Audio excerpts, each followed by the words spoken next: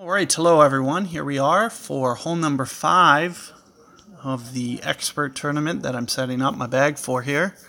And it's going to be another long par 5. And the way that we're going to do this is probably Kingmaker Sniper is what I recommend. And of course, a good driver with good amount of curl.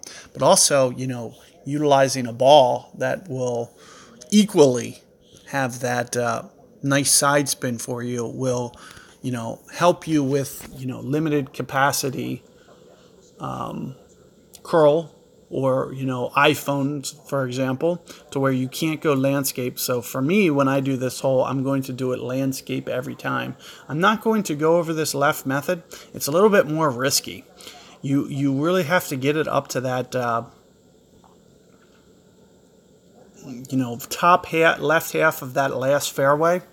And there's potential for it to roll long into the rough. There's, a variety of ways that, you can run into error going towards the left. So for you guys, my preferred method for you guys will be to go the alternate way. But as I mentioned, if you get it up to where my opponent just did, and there you can see is a perfectly acceptable shot for you to do, especially I would recommend doing it with a Titan, and you'll still be good going that way. But what I'm going to do is go the other way. So here you can see about 5 top spin, more or less, which is something, all a POC 4 on can do. And what you'll see me do is put about 5 rings for me into the rough. I'm kind of looking 7 rings down as my landing zone. So I'm trying to anticipate, at least a ring and a half of error here. And you can see with, how I'm curling it pretty much as max as I can. And you can see where it lands and keep it away from that edge and just kind of shoot it up towards the middle. Now what I like to do is I like to go landscape and do it just a little bit differently than what you just saw me do there.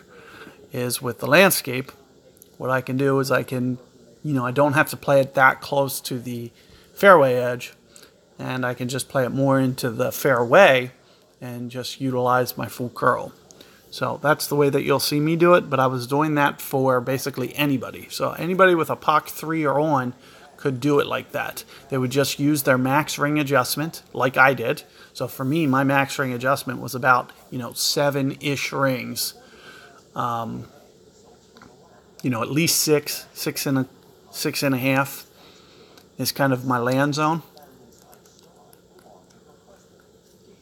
And you would be thinking about, for you, doing similarly, using your max ring adjustment and just, setting up whatever that last ring is into the rough and just kind of accommodate for, that 1 ring of error to hopefully still catch the fairway.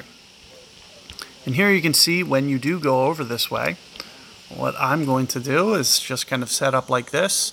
And you can see how, we can just kind of easily kind of set this up. Keep in mind that I'm keeping the ball guide short and towards the right intentionally. Additionally to that, you're going to see that I'm at plus 12 yardage, which is my full max. So instead of going, 8.4 rings, I'm going to need to go beyond that. So here you're going to see me go 9.4 rings. And I ran out of time, unfortunately. So you're not going to see probably the best effort I could have given it, but all in all, not too bad. Do keep in mind that, wind effect is going to influence your ball. So you're going to need to do just a tiny bit of an over adjustment if you are at max OP like that. Another thing, if you're using, kind of a wind chart from maybe Notebook, for example, you could set it to, power 3 ball, for instance. And here I'm just going to, forfeit out here.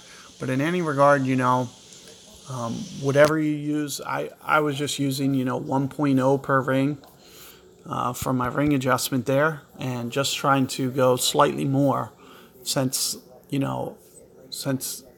I was setting up beyond that. So what you'll see me do is go roughly, 9 rings, for instance, is what I was trying to do for that ring play. Also keeping in mind that I have to keep the ball guide a little bit short, as it's going to expand out on a tailwind situation. In any regard, good luck with that 5th hole, guys, and catch you guys for hole 6 coming up.